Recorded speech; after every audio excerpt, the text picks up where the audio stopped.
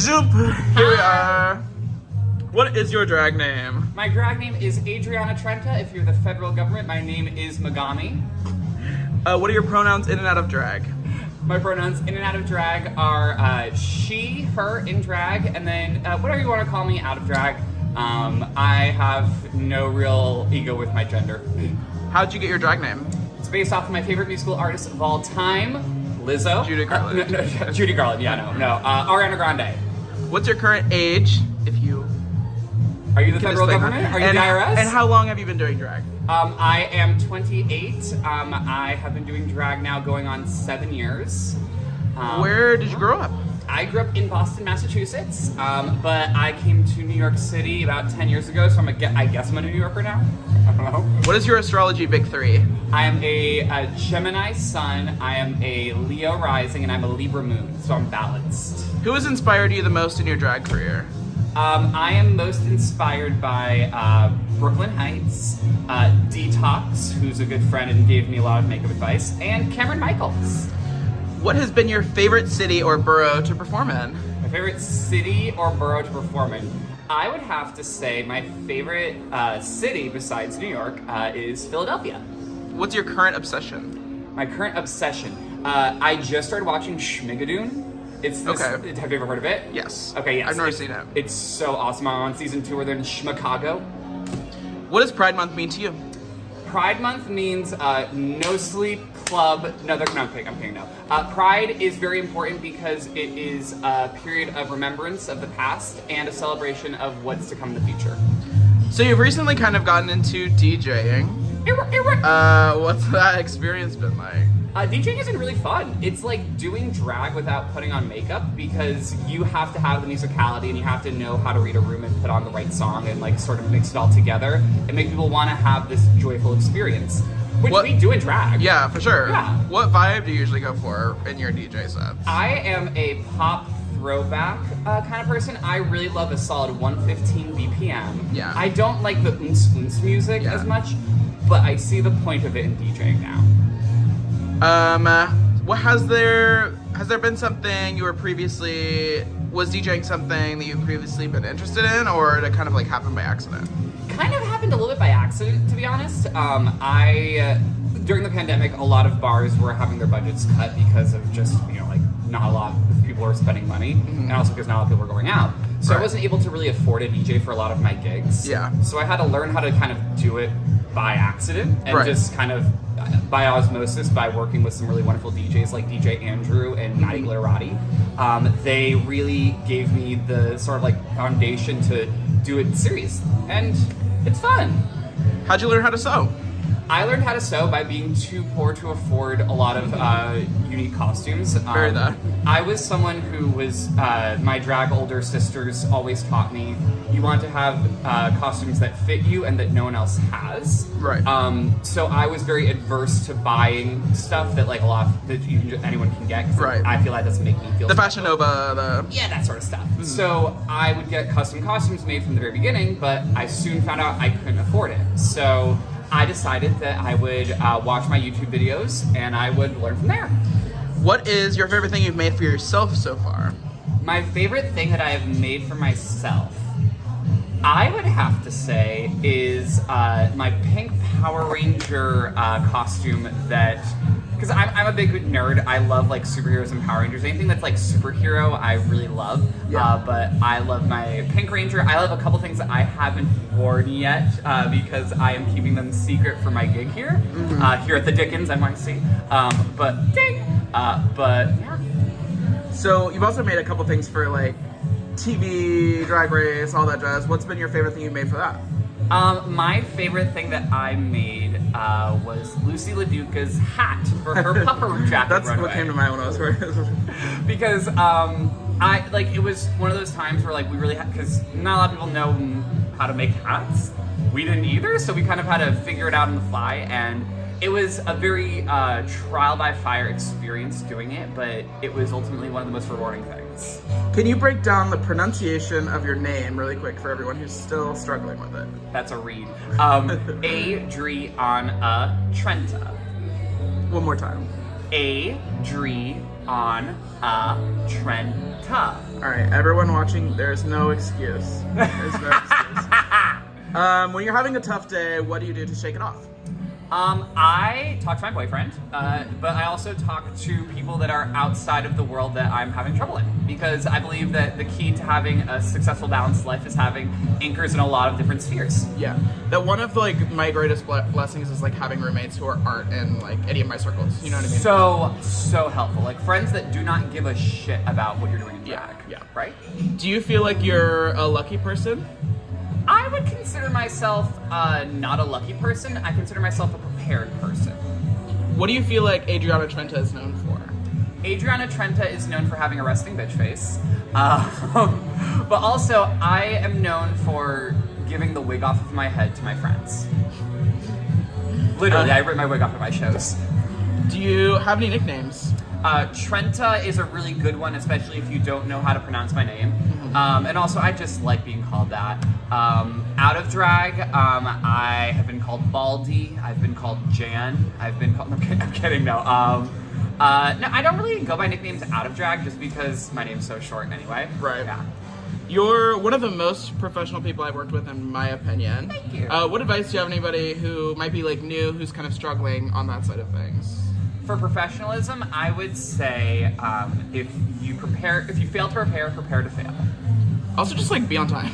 Be on time, yes, but like communication is key. Right. Be straightforward. At the end of the day, this is a job to a lot of people, and take yourself and your craft seriously. What is the last picture you took? Let's find out. Let's do it. Let's do it, bitch. Let's do it, bitch. Do screenshots count? Yeah. We can count that. A nice like half mug, a nice email screenshot. Anything works. Oh well, that's a shady screenshot. So no, it is of my niece when she's in Bermuda. Yeah. So cute. In a truth or dare, do you usually pick a truth or a dare? Truth. I don't like getting up to do dares. We are both former. Sorry, my ink ran out here. We are both formers for the Miss America pageant in Atlantic City. Yes. What was your reign like? My reign was very interesting because I was so new to drag when I won Miss America that a lot of people, even the night that I won, didn't think that I necessarily deserved it, and it was like a surprise my year, and because I was kind of an underdog there, and I found that it was tough because I really had to learn to take myself seriously, but not have an ego about myself, and learn that. Like, at the end of the day, you could be the best apple in the world, but someone could like oranges. Right. One thing, like, when I was preparing, I knew that talent would be, like, my strong suit. So when I was trying to find footage of, like, pageants past, I came across yours, and it really stood out. It was really lovely. The Shut Up and Drive Thank you. So good. I really appreciate that. So what year was your reign? I won in 2018, so I was 2019. Got it. What is one thing you'd say to someone thinking about competing in the pageant? Start early. If you decide that you want to do a pageant a month before it's happening, don't do it that year. Do it the year after, and go to the pageant and see what happens. Talk to the former contestants. See what the typical pitfalls are that most of them have. Because, not gonna lie, a lot of pageants are kind of held together by duct tape sometimes backstage, and a lot of the times they don't change the waves between years, so you can kind of figure out what's going to happen before it happens. Yeah. I remember that was actually one of the key things that happened when I won. I remembered that they were always going to give us less time than they actually said they were going to. Yeah. So I said, over-prepare, pack for everything. come in face, the whole thing. Be ready. Yeah. Are there any other systems you want to try, or any other pageants? I am open to Entertainer of the Year. I am going this year to see what it's like before I decide. But yeah, Entertainer of the Year is one of the ones on my radar. I really also want to get to Miss Stonewall again. I haven't done it since the World Pride event. And also, I kind of want to bring back local pageantry. I feel like there's not a lot of bar pageants happening right now. Yeah, there's really not. Yeah. Because a lot of people took the pandemic break, and we're starting to see them come back. It's exciting. Honestly, I kind of want to produce a pageant for the Dickens. I think that'd be a really fun, like, event. Who's one designer you want to work with who you haven't yet? I really want to work with Sean Kelly from Project Runway, or Kelly from The Deli, also from Project Runway.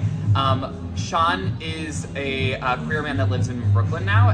He is daddy, but also I really want to get he was known for his fringe, and I really want to get like a beautiful gown by him.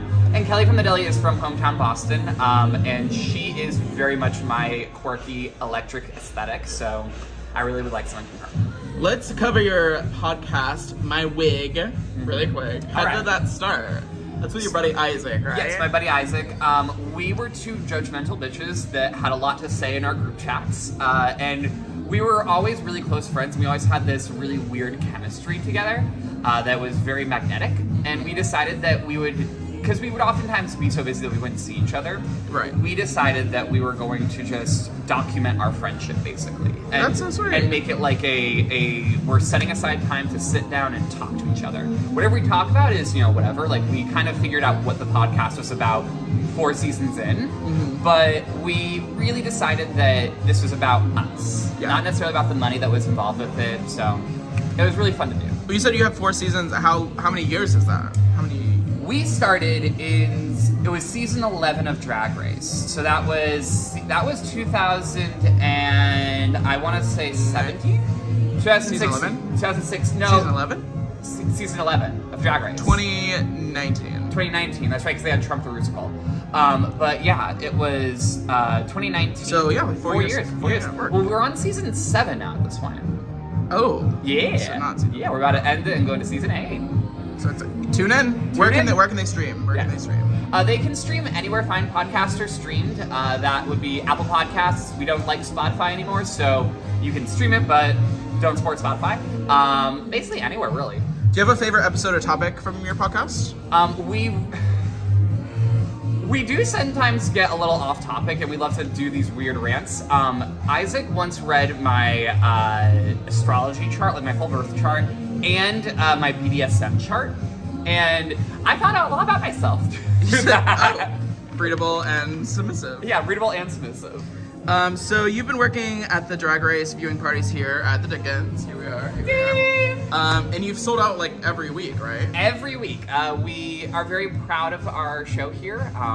We are a multi-floor establishment, so it's really kind of impressive that like a lot of people have come out and supported this new space. And it's only going to get bigger and better. We're filming this in May. This is the premiere night for All Stars 8. Who are you rooting for? I am rooting for James Mansfield. Ah, taste. I love James. I am always here for an underdog, and they taught me how to sew, really. So yeah. What is your favorite fruit? My favorite fruit is an apple of fruit. Yes. Yes. Yes. Okay. No. I love a Granny Smith apple. What is your pride anthem for the year? My pride anthem for this year is honestly "When Love Takes Over" by Kelly Rowland and David Guetta. Fierce. Right now I'm hooked on "What I Want" by Muna. That's my pride anthem currently. My Muna, I will say, is great, especially their sometimes cover from the Fire Island movie. So good. I love that. So good. Who's one drag entertainer you want to work with who you haven't yet? One drag entertainer that locally? Can be local, can be local. Whoever. I would say someone that I really want to work with is Nikki O. I am a really big fan of someone that has a production mind and someone that has like a producer mindset. So I really want to work with her, especially with her Night of 1,000 Lights. You used to go, right? You used to be a little... Yeah. Wow, you're doing your research. Okay, work. Was that before you were interested in drag, or like what was that transition like? That was before. That was, I started in nightlife through go-going back in 2014. So I've been in nightlife for basically a decade at this point. But I started with that because I was too young to get into clubs, so I would do that. And I wanted everyone to like me and think that was cute, so I took off my clothes. But then I started backup dancing for a lot of drag queens, especially at So You Think You Can Drag in 2015. And that is when a little glitter hit my eye, and I said, wait a minute, I'm fierce. And looking back, my bank account hasn't been the same ever since. What is your Chipotle order? I don't eat Chipotle. Are you usually pretty organized when it comes to your drag, or do you just kind of deal with it when the time comes? Is my suitcase? My suitcase is packed. My drag room is always a mess. Okay. So you're always like organized for the gig, but not. Oh yeah. I'll have in life. Yeah. Who's your favorite artist to perform to? My favorite artist to perform to at the moment, I'm a sucker for some Britney Spears, but I have recently gotten into Jessie Ware and also into who's that girl? Mabel from the UK. Mabel. Oh, I don't know. She sings. I'll send you some of her music. She's a UK artist. She's really fierce. What do you want for your birthday? I want insurance. What are you passionate about outside of work?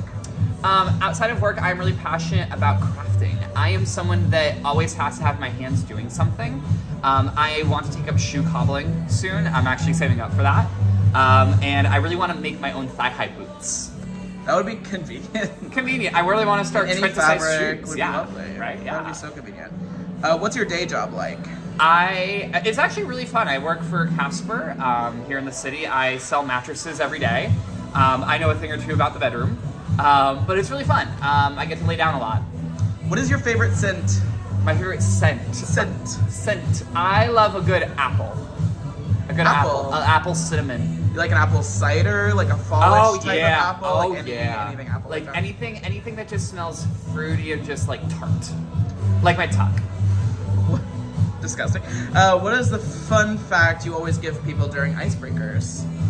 Besides the fact that I'm a drag queen, or I would say my fun fact is that I am actually, I've cracked my head open in 2 places. My next question is, are you turning your niece into a drag queen? No, but I will make every Halloween costume the most fabulous pageant costume you have ever seen. You said that Batman costume will be stoned. That Batman costume will be stoned. That Ariel costume will have 2 layers of nude illusion. What are some of the things most important to you? But the things that are most important to me, stability and having a grounded outlook on life. What's the last dream you had that you remember? The last dream that I had that I remember, I was on Drag Race, I was in the bottom 2, but everyone wouldn't tell me what the lip sync song was. Not an anxiety dream. Yeah. And I was like, wait, what is it? And it was filmed at the Borgata in Atlantic City. The budget. The budget, yes. The budget's going downhill. Yes. What's your number 1 goal for 2023? My number 1 goal is to get back into gigging. Like, I feel like I took a lot of 21 and 22 to really like establish like a regular schedule. Yeah. And I kind of lost a little bit of like the fun of just like having like a new thing to do every week. And that's something that I really want to do. I've swung a lot in New York for like other drag entertainers, like just covering. You're and it's swinger? like one of my favorite jobs, just like covering for other people. Being a swinger guy. Yeah. New York is a swing state. True or false round, okay? Okay, yes. You smell like beef. False. You like books more than movies. True. You shop at Rainbow. False. You love creating your own drag. True. You can't do a split. Depending on who's asking, depending on the day. You wash your drag. Depending on who's asking, depending on the time of day. Okay, back to some real good questions. What advice do you have for someone who doesn't wash their drag? Wash your drag. Or buy replacement stuff quickly. Or just buy it. Yeah. Is there a city you want to perform in that you haven't yet? Austin, Texas, Ohio. Ohio's not a city, but like all of Ohio. I'm going on a little tour there soon. Florida would be really fun. I actually have a couple dates out of town that I'm excited to really kind of finalize and kind of work on a fall tour. You know I love working out of town, so you're so fun. It's the best. It's the best way to find out that you're really loved. Yeah. Yeah. Leave Hell's Kitchen once in a while. Get out, yeah. What's next for Adriana Trenta aside from your tour? I have a couple of really exciting one podcast that I'm producing and planning soon. But also a couple of other concept shows that I'm really excited to kind of get going and sort of produce. If the world ended tomorrow, what would be the last thing you did? I would be with my boyfriend. You also do a brunch at Vinyl Steakhouse. Yes. What is your favorite menu item there? A favorite menu item? I would have to say I'm a good omelet girl. I love my peppers, my onions, my salt and pepper. A good egg white omelet is good. You've also been doing rebar for like ever. Yeah. What's been your favorite night there, or the most memorable night you've had there? The most memorable night that I've had there, it was Bear Pride, it was Bear Pride, and I had Viva Vidalia, and I had the one and only Frida Kahlo, and it was a night of pure Latin drag excellence, honestly, but it was really fun because I made a lot of friends there that day, but also it was just one of those nights where, like, you surrender your ego a little bit when you do drag, and that was one of those nights where you just kind of, like, let go and let be. It was fun. I've done rebar a bunch with you. Yes. What advice do you have for someone who's looking to get into guest spots like that? If you're looking to get into guest spots, I would say develop a relationship with the person that you want to work with, or at the very least, have clips of you ready to, are you performing? Have them ready to show that person, because the amount of times that my show was geared towards new queens and queens that haven't performed there yet. Yeah. So I was really like a come as you are perform, but there's a lot of girls who are hesitant about booking people that they don't know. What are your thoughts on the current drag brands and anti-trans legislation happening across the country? It has very little to do with us as drag queens, and it has a lot to do with objectifying trans bodies. And it's honestly, we are almost like a casualty just by proximity. Totally. And I'm disgusted by it, and I think that it's honestly a distraction tactic to sort of rile up the base that feels like they lost President Trump and that they're trying to keep their positions in power by the time the next election happens, because honestly, every Republican should be voted out of office. What are you doing right after this? I am getting ready to get into drag. Where can we follow you on all social media? You can find me at It's Trenta Bitch on Instagram, Twitter, Craigslist, BBRT, OnlyFans, Sniffies, and Christian Mingle, because I'm a woman of God. And you can find me on Venmo at Adriana Trenta. All right, well, have a great show, and thanks for chatting. Thank Happy you, Pride. Amanda. Happy Pride. Love you.